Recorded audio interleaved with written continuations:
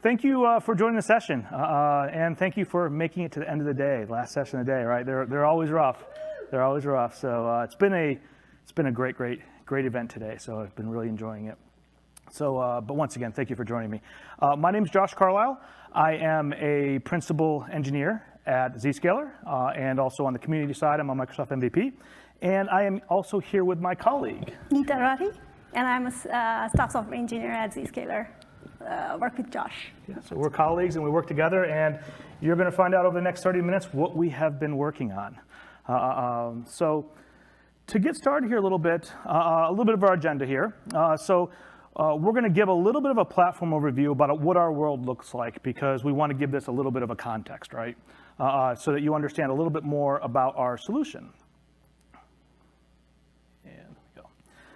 And we're also going to kind of cover some of our buy versus build, some of our considerations we made, and a little bit of what our journey was like that led us to some of the decisions we made and where we landed on things.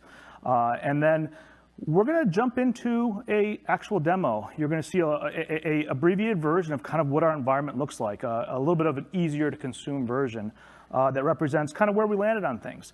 And then finally, we're going to be covering some best practices and some lessons learned, right? Nothing's perfect, and there's always hiccups along the way. So we're going to kind of be sharing a bit about what we learned and what worked well for us. So to give you a little bit of context before we get started, both Neeta and I work on a product at Zscaler called Zscaler Posture Control. It is part of a category of applications commonly referred to as CNAP. And for those folks who aren't aware of all the latest and greatest Gartner acronyms, it stands for Cloud Native Application Protection Platform, which is kind of a mouthful. But in essence, we help our customers secure their cloud native applications. And we do that in a very specific way. So like most SaaS platforms out here, we have customers. And this is a little bit of a difference when we talk about tenants in our use case. It's a little bit different than what other talks may have been talking about when we're talking about tenants. We have tenants in the traditional conversation definition where we have a platform that we offer out to our developer and feature and engineering teams, something we call subsystems internally. But we also have tenants as in actual customers, right? So the different spin on this is that in our use case, our multi-tenant use case, it's actually multi-tenant of multi-tenants. And that adds a little bit of a different spin on some of the complexities and some of the challenges we had along our way in our journey. So we have our customers, and those customers, like most customers, are running cloud native applications today. They're living in Azure and AWS and GCP, right?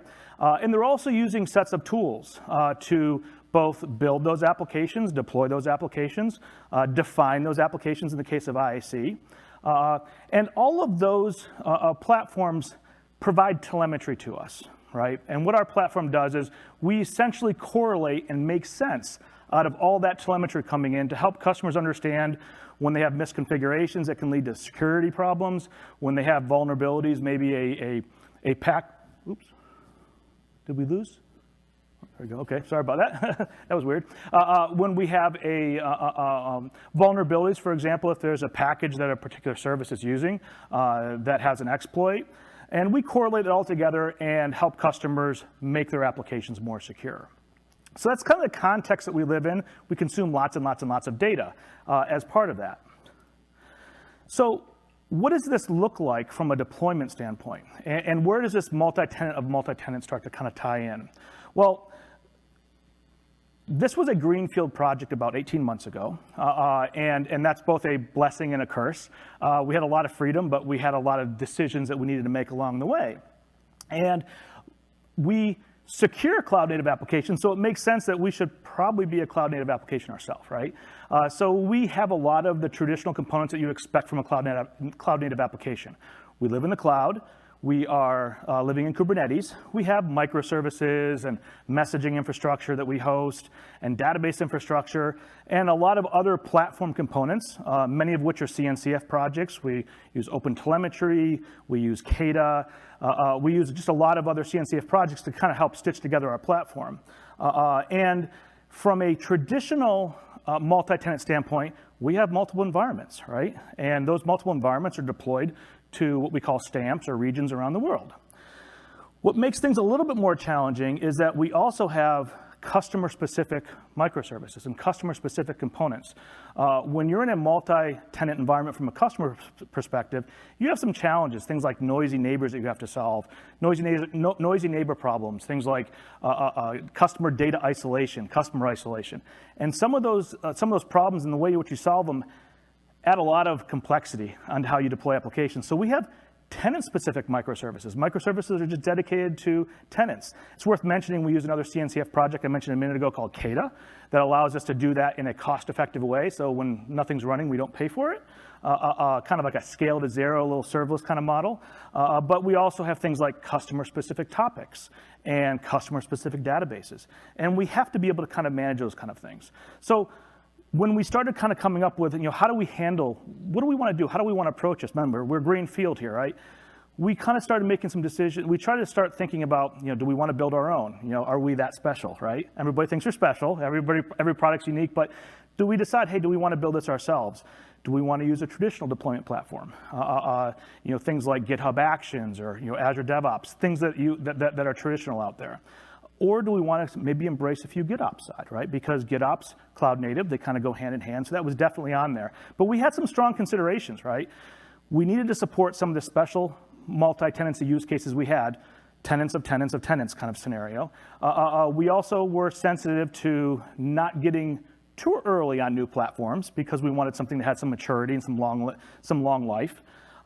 And we also, it was very important that our engineers were comfortable with working with the platform because a key consideration across the board was really around our velocity, right? And if we had to introduce something really, really new to our engineers, it's going to slow down our velocity and we wouldn't be able to meet some of our deployment goals. And then obviously cost is a determining factor. So we had some painful first steps that we learned from. Since velocity was really our number one goal, we started to align with basically do whatever you want as long as it's fast, which obviously has its pluses and negatives. And since we have subsystems, which are basically teams, we said, do what you need to do to deploy what you're responsible for deploying in the way that you feel confident doing. And that worked for a while. That definitely got us through our hump. We got a first release out really quickly, a very large product in about 8 months. But as we went GA, we started to kind of identify, this isn't really that great, right? There's some pain points here. It was fragile, it was expensive, and we started kind of thinking about how do we overcome these? And we were still a little bit in the mindset of do we build this ourselves, or do we lean into another solution? And we started looking at things like custom resource definitions and defining our own resources, and that led us into looking a little bit closer again at GitOps. And a lot had changed in that year. A lot of things had matured in that year. And so as we started to think about what's next, we started to very quickly align against GitOps. It had the maturity that we were looking for. Our teams were comfortable with it because the teams are already using Git today. We're doing PRs today. It was a metaphor that they were very comfortable with. Key to us, and you'll learn a little bit more as Neeta jumps in and shows some more details about our multi-tenant approach, key to us was being able to eloquently handle that multi-tenant architecture, that tenant of tenants scenario. And what we found pretty quickly, and we were looking at various options. We looked at Argo, we looked at Flux. We found fairly quickly that Flux really shined in that multi-tenant scenario for us. And it did it in a way that we felt was relatively simple and simple to understand. And then, of course, the Flux community is fantastic. When we had some hesitations like, oh, we're getting into something really new, right? We started reaching out to the Slack channel and a few other locations, and we were getting really great vibes from the community, a lot of support, very responsive to questions and answers, and we felt really comfortable about getting involved with something that is relatively new.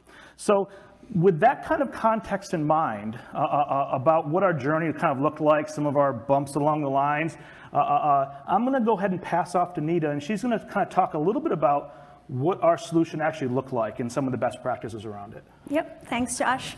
And just to add to what Josh just said, it was not just only the Slack channel, but they had a really good examples available online from their GitHub repository that we could just take in and then customize it, pun intended, customize it for our use case, right? So I'm just going to start with my first example, which is like a mono repository example, right? So as our keynote speaker said this morning, Christy, that you copy, paste, and then you evaluate, and then you customize, right? So that is exactly what we did. We took up their example for mono repository, and then what we have here is apps. These apps are customer-specific apps, right? So you see on the base we have identity subsystem, which has a bunch of microservices, and so does processor subsystem. And then, each customer has their own Kafka topics and so on and so forth, right? So that's all defined here in apps. And then in infra is something, that's shared across all of the tenants, on any particular cluster. So there, we would have like whatever StreamZ operator or like, Kata operator and so on and so forth, right? That's shared across the tenants. That's what we define in infra. And then obviously in clusters, you bootstrap your Flux, and then, you point it to whatever Kubernetes cluster you're pointing it to. And in our, for this demo, we have it on dev and prod that they're calling it, but they both are our Docker desktops running here locally on our Mac just for this demo. And then obviously we have tenants, right? So this is where we thought that Flux came in like to rescue us, like, and just instantly worked for us. So these are our actual tenants, right? The tenants that are using our product. So when we onboard them, we do nothing but like, create a PR or an auto commit to this repository and add a folder there, and we will see a demo of that later. But this is a repository structure, pretty standard practice that Flux suggests, like, to have your repository structure like that. So this is what I have here, and here, like, in here, if you see underneath that cluster, what I have is an infra.yaml and a tenants.yaml, which is pointing to those folders in the repository, right? So my infra is pointing to an infra dev, and then obviously, my tenant is pointing to tenants dev. And this is, if you see, it is under cluster dev, right? And then similarly, I have underneath prod, I have, again, the infra and prod, which if you notice on line number 11, it's pointing to tenants prod path, which is this path. So each of those environments will get the tenants that are defined in that directory. All right, so I'm going to show you how this looks on the cluster. And again, as I mentioned, this is my Docker desktop here. If I see here, what are all the Helm releases I have, right? And then you see, look at the power here. Like, I can customize my Helm releases. So I have defined them in base, but then I'm applying patches, and my Helm releases are now customer specific. I have an Acme identity service Helm release, and then obviously I also have a Contoso identity service Helm release, like, so pretty much the same exact Helm releases, but then for each of the customers. I also have here, if I look at the Kafka topics, let's see if I've gotten my Kafka topics for each of those tenants, right? So I have my Acme topic, a Contoso topic, and so on and so forth, right? And if I go take a look at my pods here, this is what is really important for us, because each of the tenants are running in their own namespaces, right? All of their resources are in their own namespace, and right here, multi-tenancy, right? They have their own service account, they have their own access to secrets, and so on and so forth. Everything is locked down by their namespace. And right here, I have like those two pods for Acme, and if I go in Contoso, I have their pods in here. And obviously, I'm using, again, from Flux for this demo, I'm using their pod info pod. So if I were to go take you on browser and go to one of those ports, it is the pod info standard app running in there. Now, what I would like to ask here to Josh, like if you see here on my repository in both of these clusters, I have only two tenants, right? I have Acme and Contoso.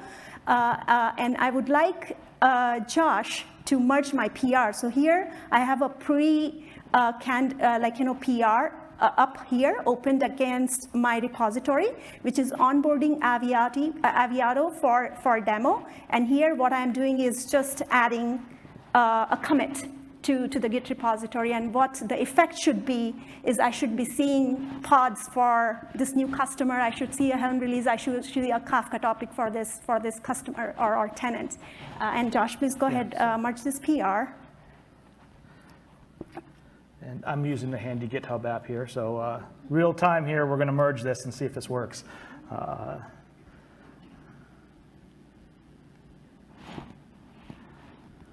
All right, is it? All right, successfully merged and closed. Great. Yep. All right. Okay. Should be good to go. Yeah. Let's go on OpenLens and see if I've gotten a new namespace. Maybe not yet. Let's go ahead and take a look at the reconciliation. So if I go on the customization and look at my tenant customization, let's see if it's what's the state. Maybe it's reconciling, and eventually, I should have a new namespace and a new Helm release. All right. Here it is.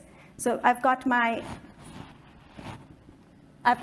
new tenant, my new customer here, running all of the pods that it's supposed to run. Obviously, what is defined on the base and in the dev path for that. All right. So this is pretty straightforward, right?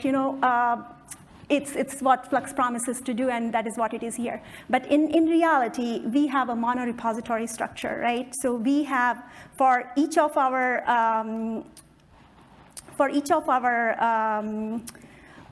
tenants or our customer apps or their Kafka or data requirements and so on and so forth, we have multiple repository structure in reality. And these are some of the best practices that we follow on top of whatever I showed you here in the demo, right? So if I go and take a look at all my repositories here, so the ones that are in green are the customer agnostic deployments, right? And the ones that are in yellow are customer specific deployments. So how do I make it all available when Flux is reconciling, right? So we have a bunch of include there, right? And everything is getting accumulated there on the customization. Everything is pulled in from different repositories and then pushed to the cluster, right? So that is one of the standard feature from Flux that we use. Another is a Flux diff. It is a very powerful tool that Flux gives us. So even before I deploy or merge the PR to see what the state would be on the cluster, we have Flux diff that we run on our GitHub actions. And then this will tell me, oh, by the way, if you were to merge this commit, it's going to break on the cluster for this particular reason, right? So then we go ahead and we fix our things because we are using Flux diff as part of our continuous integration. So that's really powerful that we use.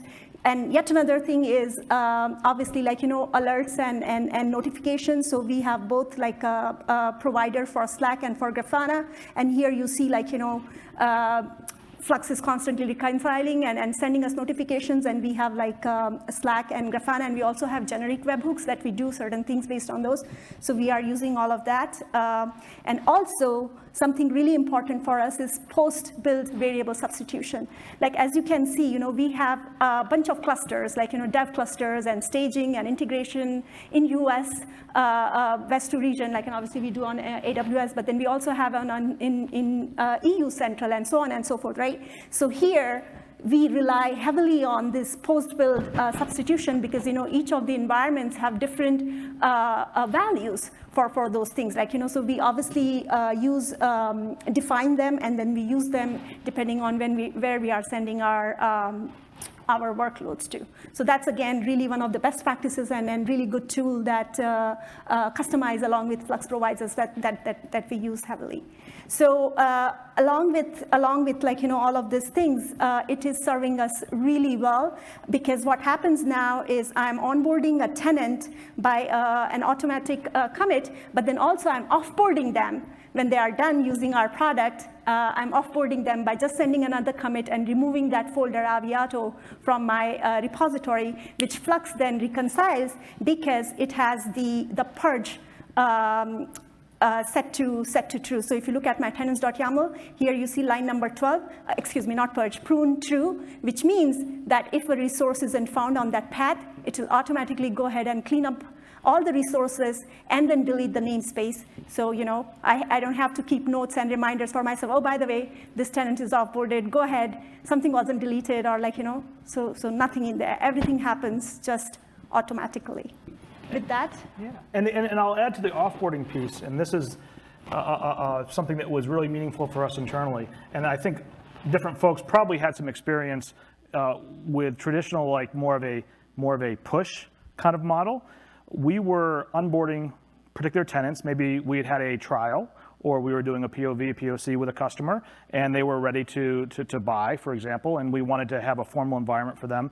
Or even in dev and lower environments, we were always spinning up like practice environments and test environments.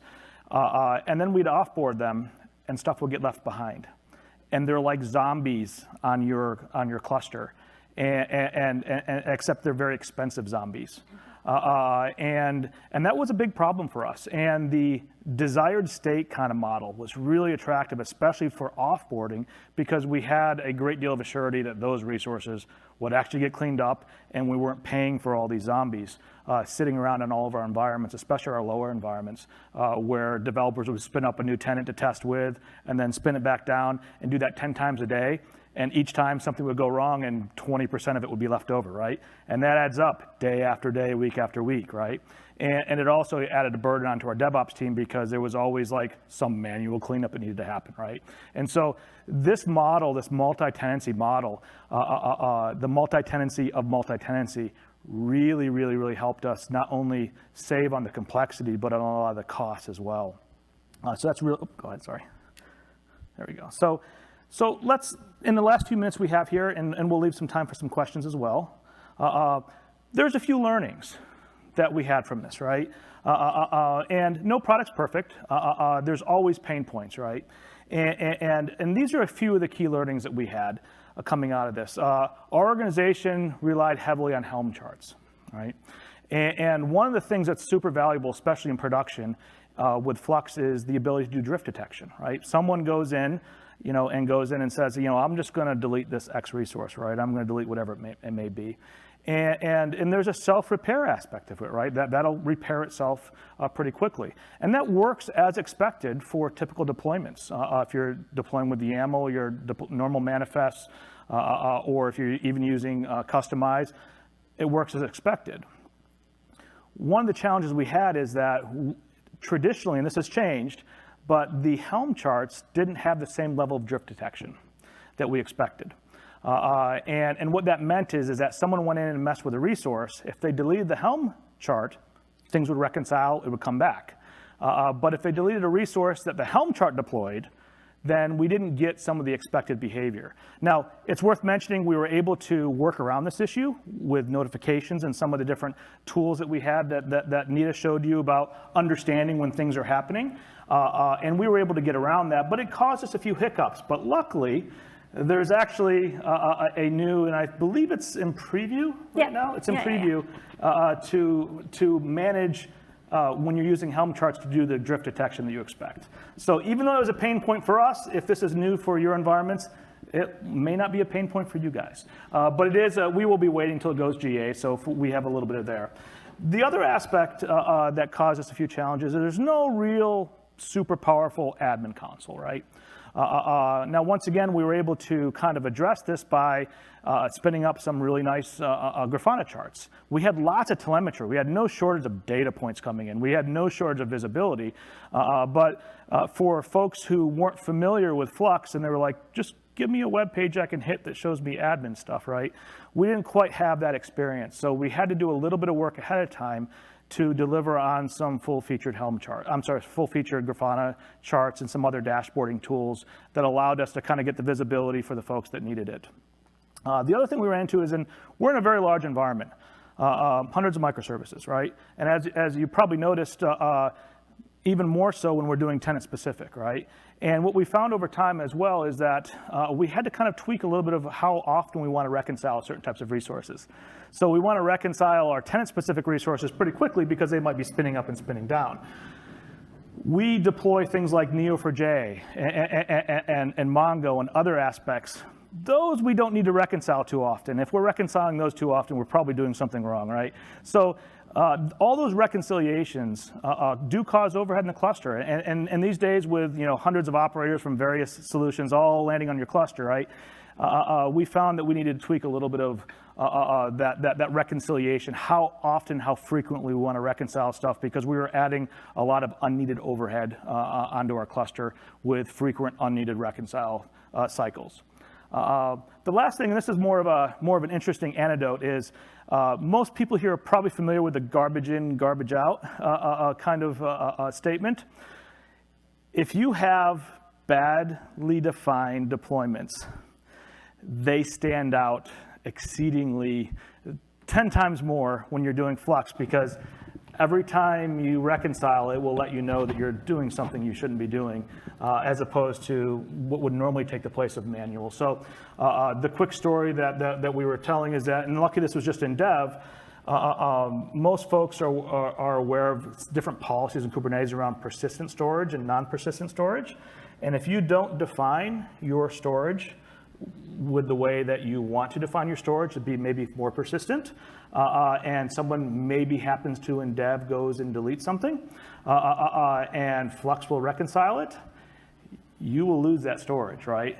So it's not a Flux thing, but it made maybe some QA challenges in lower environments before the manifests were fully QA'd, a little bit more challenging, because it became evident very, very quickly when you have a problem, right? Yeah, so garbage in, garbage out. Right, or we could put it in that Flux made us fix our deployments, made us aware of, we should have a volume policy attached to our volume, whether we want to retain it or whether we want to delete it. So it brought some of the inconsistencies or some of the things that we overlooked to right on our face that, hey, we got to go fix this. So, yeah. Which is both, once again, a blessing and a kind of a curse kind of thing, right?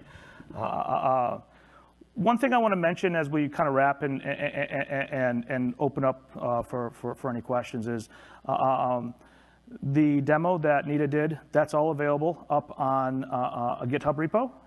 And yes, it's up there. The demo code is on there. You can clone that and run it. We tried to make it so that you could take and apply our learnings, but didn't have all the crazy dependencies that we had, right? So you can actually pull this down and use it as is, and explore how we were able to do multi-tenancy of multi-tenancy with some pretty simple use cases. We added a little bit of extras in there with a Kafka cluster and deploying topics so that you could kind of better understand some of the common dependencies that you have when you're deploying these as well. But a couple quick resources. Obviously, one of our best experience was working with the Flux community. Definitely check out that Flux community link on there, and they'll be able to explore how to kind of reach out to the community through Slack channels and other mechanisms. Really, really helped us on our initial journey, reducing a lot of pain. And obviously, if you're interested in Flux, follow that Getting Started guide. And for both Neeta and myself, please reach out to us on LinkedIn. Go ahead and feel free to connect with us. We're happy to answer questions. And I think at this point in time, did you have anything else you wanted to add? No, this is great. We love Flux. Yeah, it solves our problems. So thank you. And we've got just a few minutes left for questions if you'd like to, if there's any questions from the audience. No questions? Okay, great. Thank you so much for joining. Thanks. I Yep. actually do have a question, but I wanted to clap too. Okay, that's awesome. Clapping works too. Yeah, fire away, please. What tools did you use to determine an appropriate interval for your reconciliation? Ooh, good question. Oh, sorry. So what tools or how did you determine what intervals to use for your reconciliation after the fact? So we didn't use any tool, but we looked at the usage pattern, right? So for example, what are some of the things that are changing more frequently than other, right? So let's say if I have a microservice for a tenant that is not changing as often, that can be reconciled at a higher frequency, like maybe 30 minutes or 40 minutes, like I could do that for that. But if there is something that is changing often, then that is like reconciliation faster. So for example, if I'm onboarding in dev, I get like hundreds of tenants every day. So I'm reconciling my tenant, my frequency on my tenant customization is much shorter. Versus like my microservice isn't changing as often. Like it's just done, and I know that we are not working on it. That stays longer. But we did not use any tool. It's just like a usage pattern and some of the best practices from Flux. If I have many reconciliations happening, I got to tweak my controller source controller or customized controller. So I just practice the best practices per the documentation, and then I just make sure I'm running the right number of threads for that. So for your infra stuff, it's going to be quite a long reconciliation versus your apps. Correct, Okay. correct, correct. Right, and what we are thinking as we are learning from it, maybe instead of doing all of the infra together in one customization, maybe we can break it. So some of the things that we want to reconciliation often, that can be as part of one customization, and something that is kind of be there, happy-go-lucky stays there forever, could be another customization. Same is for tenants. I could have, right now I just showed one customization for the entire tenant directory. I could have it do it by maybe, what are the customers that are paying me more money? What are my bigger customer? They get reconciliation faster than my other customers. So things like that. Yeah. And it's important to know that too, from the standpoint of you're going to know that you need to do this because you're why am I keeping on having to increase my resources and sources over and over again, right? And to a certain extent, you run into, there's a potential to run into kind of a deadlock scenario, right? Because reconciliations, because of the frequency of them. So the trigger was we were looking at resource utilization of all of our operators, and there's so many operators from these days, right? That we were okay, we probably need to do something better about this. And I think the key thing too is keep it simple at first. I think you've probably heard that in a lot of conversations and a lot of presentations. Is iteration is the key. You can absolutely overthink this. And you can over-architect this, and it's easy to do. You can come up with some crazy directory structures, and you can go the other end of, we had a mono repo for the demo, and then for something very simple and straightforward, you have 10 repos, right?